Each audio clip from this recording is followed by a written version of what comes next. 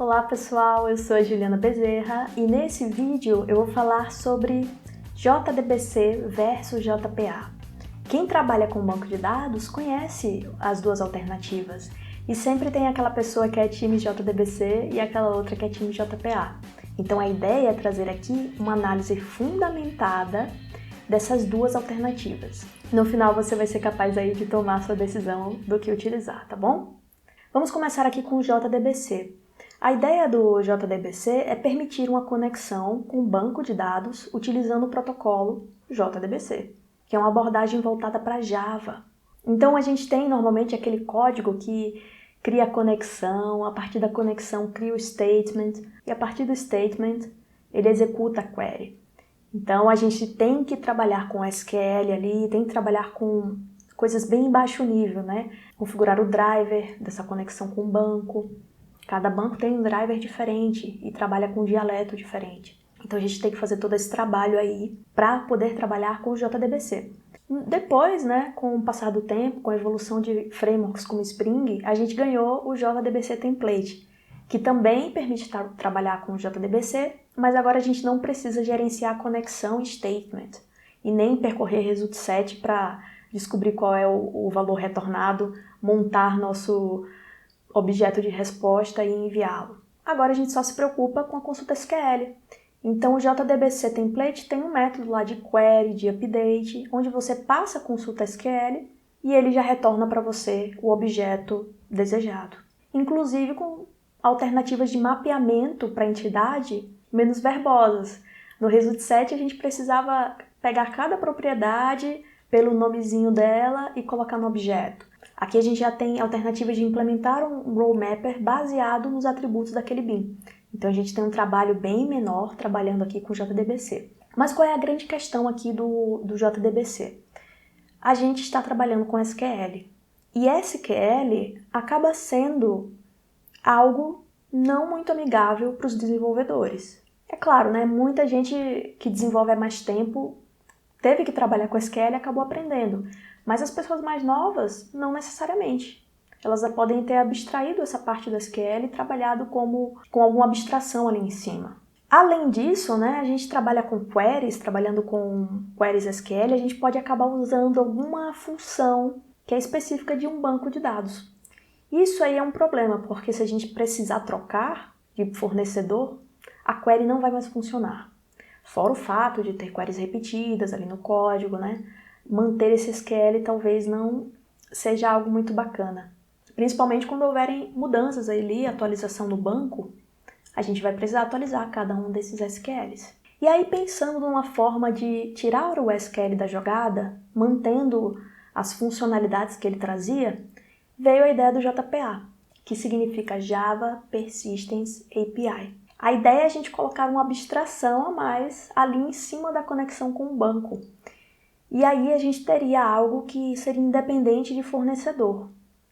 Baseado no banco, no driver que eu fornecer, as consultas que eu configurar aqui no meu código vão ser traduzidas para o SQL que funciona naquele banco de dados.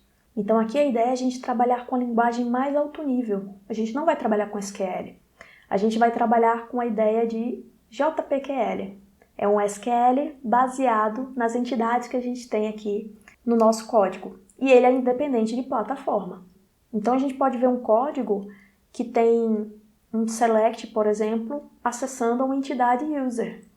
E essa entidade aqui, ela é mapeada, cada atributo dela é mapeado para o seu respectivo atributo, propriedade que esteja no banco de dados. Então a gente tem anotações como @entity, como @table para dizer qual tabela aquela entidade representa, @column também para nomear as colunas, @id para identificar quem é o ID, a chave primária daquela tabela. Então isso facilita muito porque agora a gente pode criar um repositório, que é um cara que vai consultar os dados no banco, utilizando um gerenciador de entidades, um Entity Manager. E esse é o coração do JPA. A gente não está trabalhando com SQL, mas tem um intermediário ali para poder gerar o SQL para nós, por baixo dos panos. É por isso que a gente usa o Entity Manager para criar as queries que a gente quer executar. A gente coloca a query com JPQL, o Entity Manager se encarrega aí de chamar os componentes necessários para gerar a consulta que vai rodar no banco.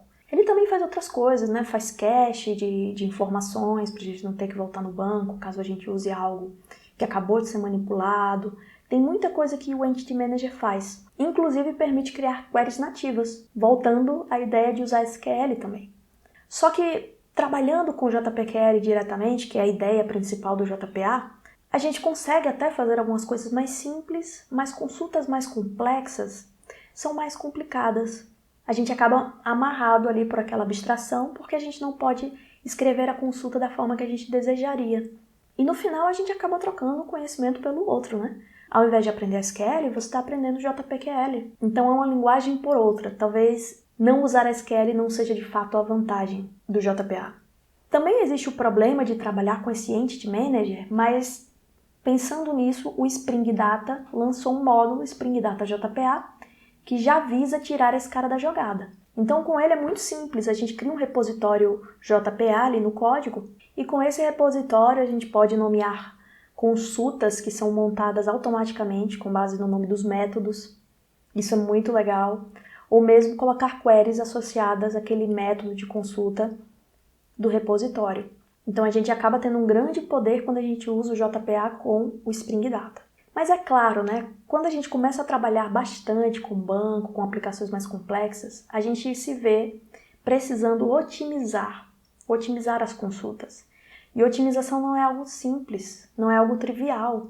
A gente precisa ter muitas ferramentas para fazer essa otimização de fato. Com o JPQL, essas consultas de alto nível, fica difícil a gente ter poderes de otimização. Até dá para fazer, mas é bem mais complicado, usando criteria, por exemplo. Acaba sendo mais complicado, mais verboso, mas até dá para fazer. Idealmente, uma consulta SQL já resolveria o problema. E aí a gente volta à necessidade de usar JDBC, para fugir desse alto nível do JPA. Mas é claro, a gente quer usar JDBC com o Spring Data, que é o grande ator aqui de facilitação de código. E aí, por isso, foi criado o módulo Spring Data JDBC. Então agora a gente volta para o SQL e a gente tem esse poder de identificar queries e poder utilizá-las de forma bem bacana. A gente pode fazer o SQL ali na mão, nativo, não precisamos trabalhar com JPQL ou outras linguagens mais alto nível. Então a gente só precisa criar um repositório e declarar os métodos que a gente deseja utilizar para consulta, inclusive especificando a query desses métodos que vai executar. E se a gente não quiser, não precisa de SQL. A gente tem aí uns poderes com esse Spring Data de criar consultas baseado no nome dos métodos. Então não preciso necessariamente escrever o SQL aqui. Então eu acabo tendo uma vantagem em relação ao JDBC sem Spring Data. E aí eu tenho uma ferramenta super poderosa para criar consultas no banco. Outra questão que pesa bastante a favor do Spring Data JDBC é que ele foi pensado seguindo os princípios do DDD. Quando a gente trabalha com JPA, é muito comum a gente criar entidades relacionadas e fazer mapeamento, cascata ali de toda a entidade, todos os atributos dela. E isso não é algo que o DDD recomenda. E é por isso que no Spring Data JDBC a gente não consegue fazer essas coisas. Não consegue também ter cache de segundo nível, que é gerenciado ali pelo Entity Manager. A gente acaba tendo algo mais simples, mas que visa dar mais poder de configuração aí para o desenvolvedor. Então, para concluir aqui, a gente pode citar alguns pontos-chave de diferença entre as duas ferramentas. Primeiro, o nível de abstração. A gente está trabalhando com algo mais baixo nível, no lado do JDBC, e algo mais alto nível, no lado do JPA. O que pode ser interessante para pessoas iniciantes, trabalhar com algo mais alto nível, mas para quem já é mais experiente, vai precisar mexer lá nas entranhas do SQL para conseguir otimizar suas consultas. Além disso, tem a diferença de linguagem. Enquanto o JDBC trabalha com SQL, o JPA trabalha com JPQL, para esconder aí a complexidade do SQL em questão. A gente também tem a questão da performance. JDBC não tem intermediário ali mediando as consultas. Não tem a figura do gerenciador de entidades. Então ele é mais performático que o JPA. Quando a gente escala, a gente percebe mais claramente essa diferença de performance, claro. Talvez para um sistema online que faça poucas atualizações isso não seja tão perceptível, mas para um sistema batch a gente consegue ver a diferença gritante de performance entre as duas alternativas. Outro ponto é a flexibilidade. O JDBC é mais flexível por permitir manipular o SQL diretamente, já o JPA tem essa questão de trabalhar com JPQL, e aí a gente acaba tendo dificuldade em customizar consultas. Mas apesar de todas essas diferenças, eu acho que o grande ponto aqui é a gente trabalhar com ambos, com um dos dois, utilizando o Spring Data. O Spring Data facilita muito a nossa vida em relação à criação das consultas, mapeamento de entidades, configuração dos repositórios. Então, ambas as alternativas são válidas, considerando aquelas diferenças que eu falei, mas com o Spring Data tudo fica mais fácil, tudo fica mais tranquilo, certo? Então o vídeo fica por aqui, eu espero que você tenha gostado do conteúdo. Esse vídeo vai fazer parte de uma playlist de batalhas, então se você tiver alguma sugestão de batalha que eu traga aqui para o canal, coloca aqui nos comentários. Eu vou gostar muito da sua contribuição e quem sabe eu não trago em breve a batalha que você sugerir.